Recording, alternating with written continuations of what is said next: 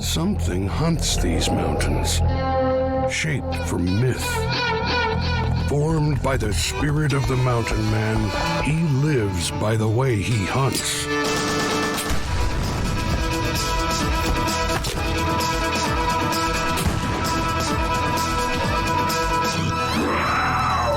Born of the mountains, blood of the Indian, he survives by hawking and longbow.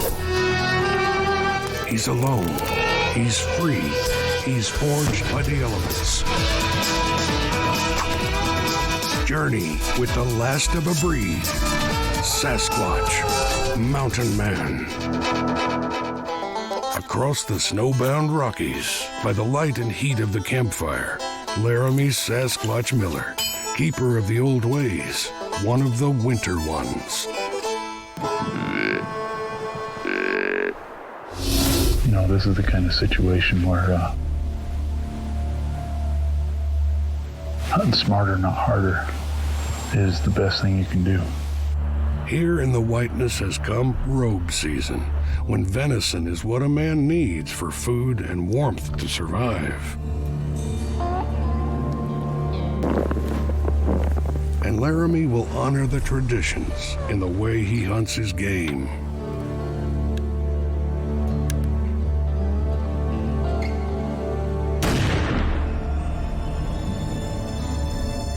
Graining a skin is what it's called. Just one of the skills he carries with him into the trapping time of prime pelts. For the old-time mountain man, hunting was an extension of his real work. The work of setting traps and capturing and skinning fur bearers to sell at the rendezvous come spring and summer.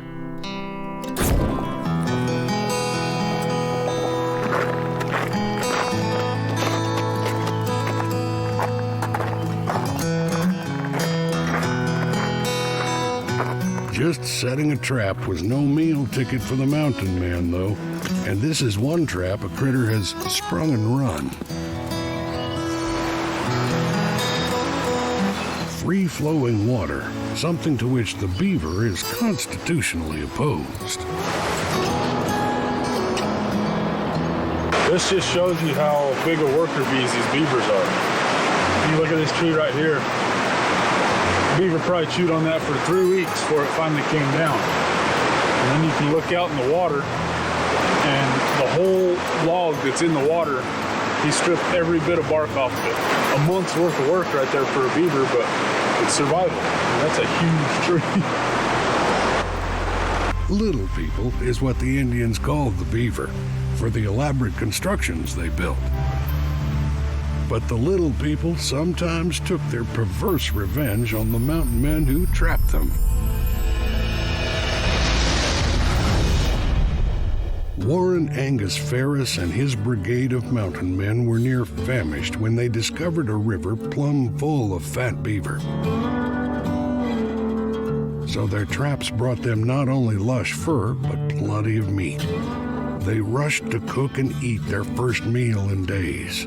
Soon they were suffering agonizing cramps in their necks, shooting pains, nausea, and convulsions. Little did they know, till later, that the old French trappers had called these waters Rivière Maladie, the poison river.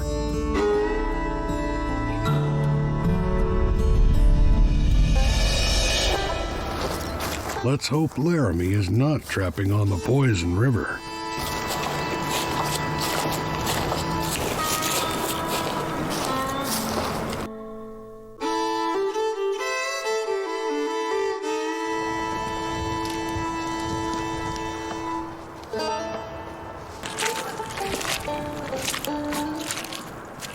Here's one for Laramy to add to his cache of skins.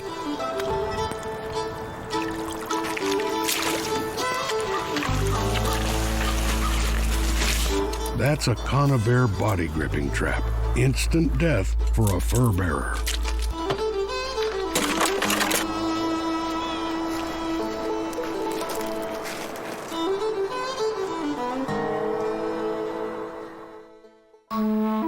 When a trap is sprung on an animal, the real work begins.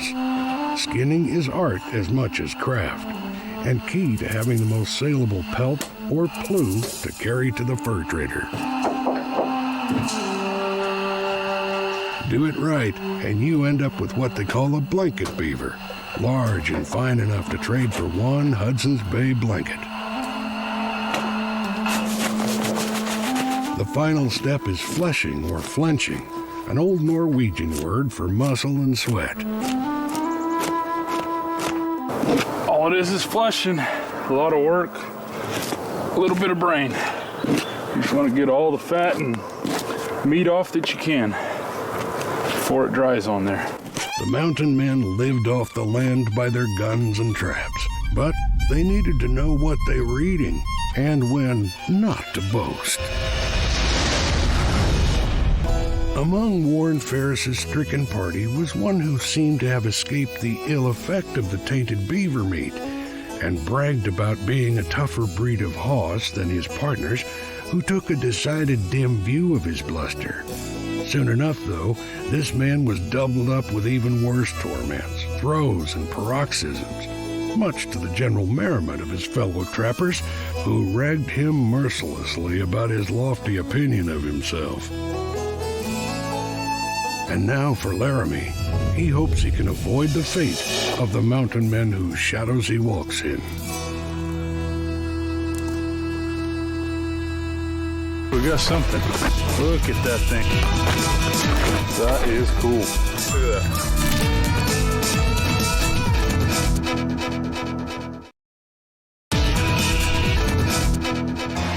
They are nature's most skilled engineers, and for the free trappers, a kind of soft brown gold that fueled a fashion craze in the Europe of the early 19th century.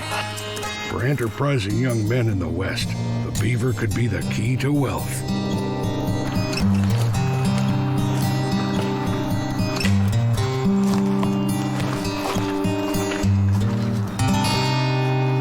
You look right here, this is a great example of how them beavers just strip the bark right off the trees. They love to eat the bark. The bark on it is what gives them nutrients. I mean, that tree completely stripped.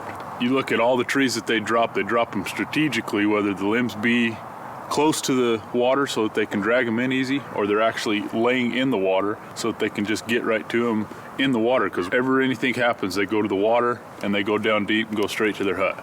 That's their safety, away from coyotes, bears, whatever might be after them. Little considered is the damage beaver can do. Damming rivers, killing trees, undermining canal banks. Without trappers to slim their numbers, they could wreak havoc on the land.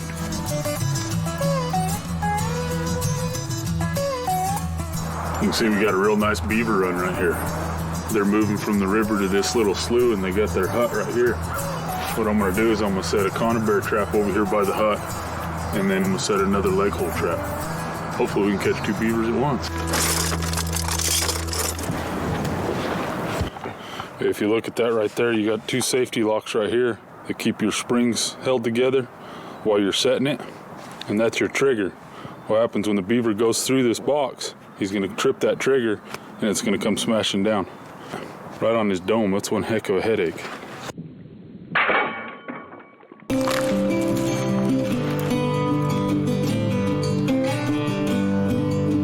What you do, you always want to find these peeled little sticks to set your trap with, because if you use sticks with bark on it, then beaver's going to come up and eat your sticks.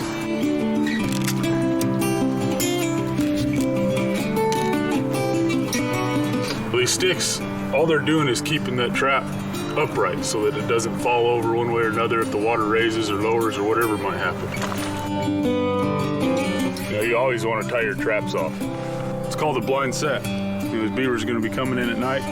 You got your nice little runway. It's kind of barricaded off a little bit with a log on one side. That beaver's going to come in and he'll probably rub right down that log. Well, then he's going to come into that trigger. He's going to hit that trigger and it's going to close. That'll be that.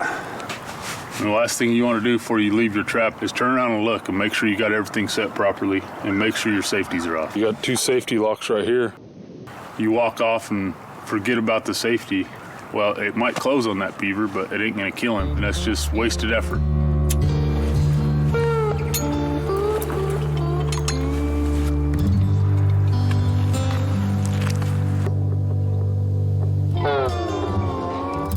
What I'm gonna do now is I'm gonna take some of this beaver caster and I'm gonna spread it. And you wanna spread it where that beaver's gonna walk right through your trap. So in this instance, there's a log that's laying right here, about 4 foot behind the trap. I'm gonna put some caster on that. All caster is it's the musk scent from a beaver. They got glands, they secrete this caster, it waterproofs their hide. And that's what we're gonna put right here. And all it is kind of a territory scent. A beaver is gonna smell this and he's gonna come check it out. He's gonna wanna see what other beavers are in the area. The reason you wanna put your scent away from the trap a little bit is because you want that beaver to walk through your trap. You don't want him to come sniff your trap because then it's gonna shut on his nose and more than likely it's not gonna catch it. Yummy.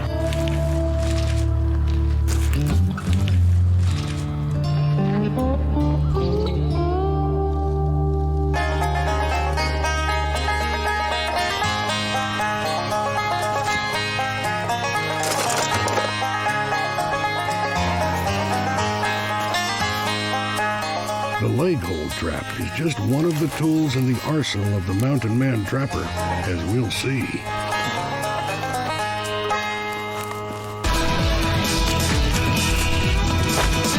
Imagine that latching onto your leg.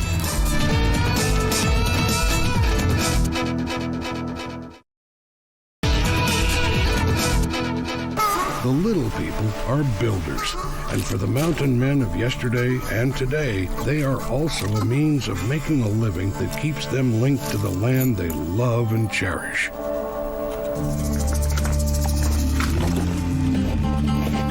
Not all traps are set by the water, and not all are set for beaver. This limb right here, how it's kind of angled up, would be a perfect place to set a conibear trap. So what I'm gonna do is I'm gonna clear all this out that's anywhere close, so if I do catch an animal, regardless of what it is, it can't grab a hold of any of this and pull itself out of the trap.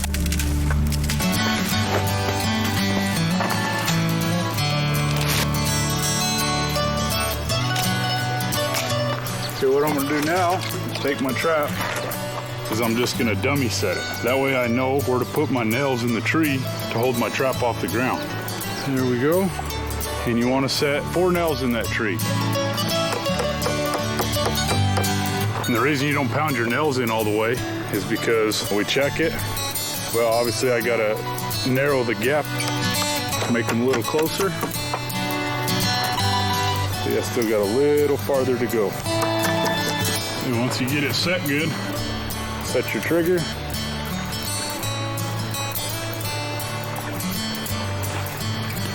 And voila. And then what you want to do is you want to put browse around it so that it acts as a tunnel and it keeps snow and everything else off your trigger. He's going to look up like he's looking up to heaven. He's going to see that beaver up there and just want to crawl right up and get it. Get your bait. It's a stanky piece of beaver meat. Well, beaver tail anyway. And you want to put that fairly close to your trap because you don't want that animal crawling around your trap to come up and get the meat. You want him to go right through. So put it right there. And then you got your safety for the trap itself. So when he falls, he hangs there so he can't grab onto anything and crawl away. Now all that's left to do is take your safeties off your trap. We're in the dark timber, so I'm hoping to catch pine marten, bobcat. There's some water close, so coon could be a possibility. You know, any of your otter species, weasel species.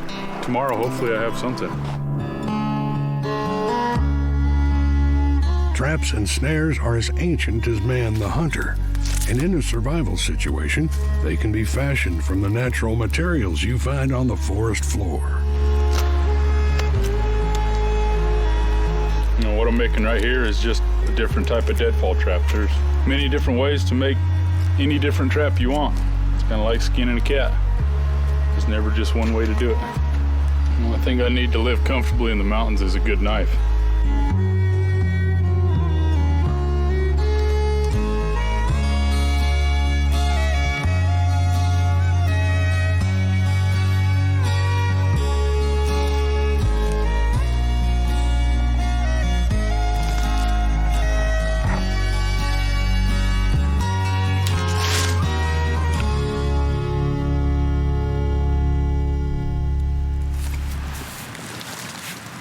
See, what's gonna happen is that squirrel or pack rat's gonna come walking in through here like this. He's gonna see the moose jerky. And if it's a pack rat, he's gonna climb up on this stick. If it's a squirrel, he'll probably get right here and try to pull that jerky off that leather. And when he does that, ouch. And remember, this is strictly for survival. Deadfall traps like this are illegal in almost every place in the United States. So don't go catching the neighbor's cat in it. It was in just such a survival situation, far to the north, that Laramy used a primitive trap of a different design to catch a meal to carry him through the day. See, if you look in there, there's a little piece of meat attached to the top of the trigger. He's gonna see that and say, oh, there's dinner. He's gonna go in there to grab it, and it's gonna trip that trigger. The branch is gonna swing back, pull this out from underneath, and it's gonna squish him. So like this. Voila! Looks like something was hungry. What do we got here? We got a mud-seasoned red squirrel. It's gonna be red squirrel pancakes tonight. It's not a jungle out there, it's a diner. Tonight, though, there will be no pancakes, no syrup, and no butter out here in the wilderness.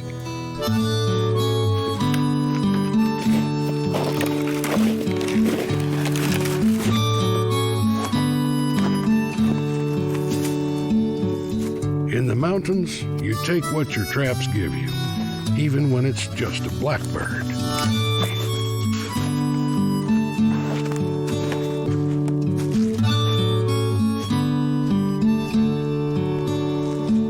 Revenge.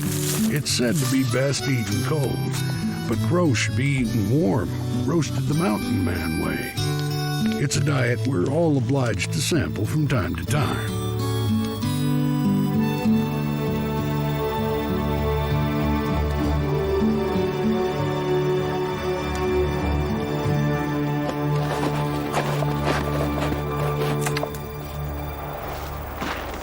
Well, there's not a whole lot of sign around here, and this trap hasn't been tripped. It's been here 2 days, so I'm gonna find a better, more productive area to put it.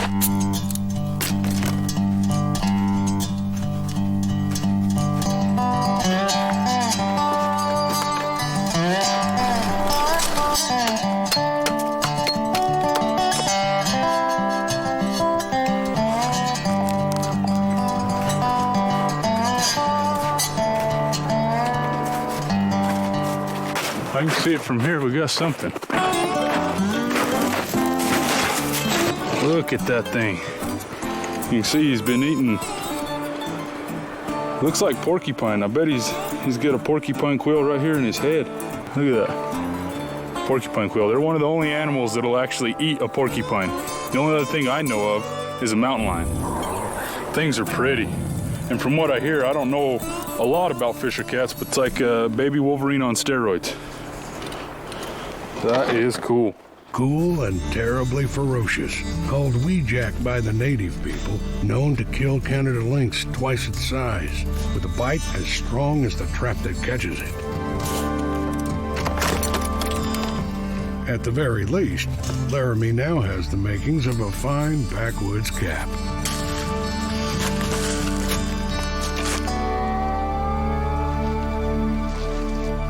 Even with that one empty trap, Laramy is building for a good day for his sets.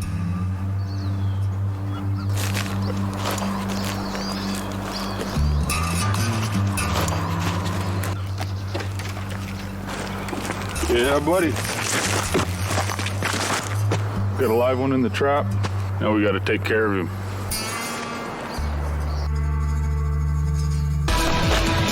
Oh, look at that. Just imagine that latching onto your leg.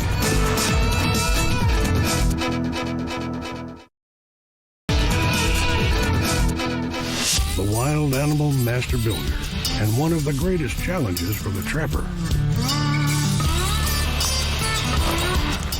Got a live one in the trap. Now we got to take care of him.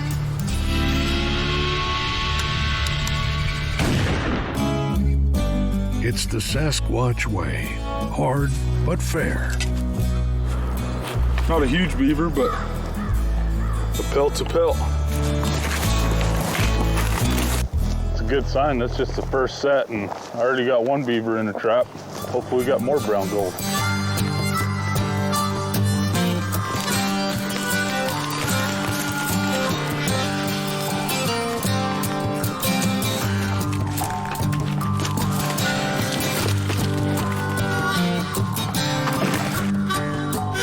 My little Sasquatch-made bridge. The Sasquatch way. Never easy, and never without potential pitfalls.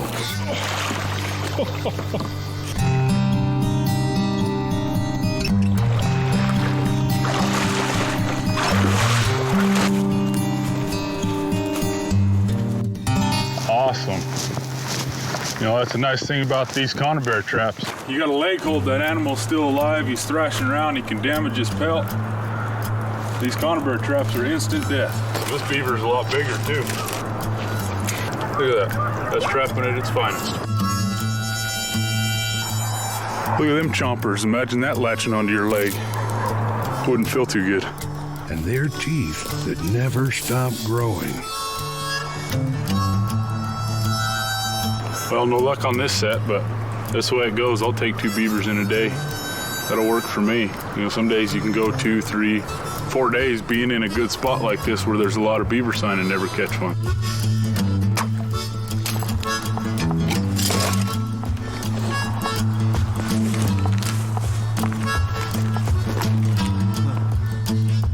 The little people, framers of houses, builders of dams. Their soft brown pelts were the first gold rush in North America. It was they who drew the stalwart and adventurous west and created the legend of the Mountain Men.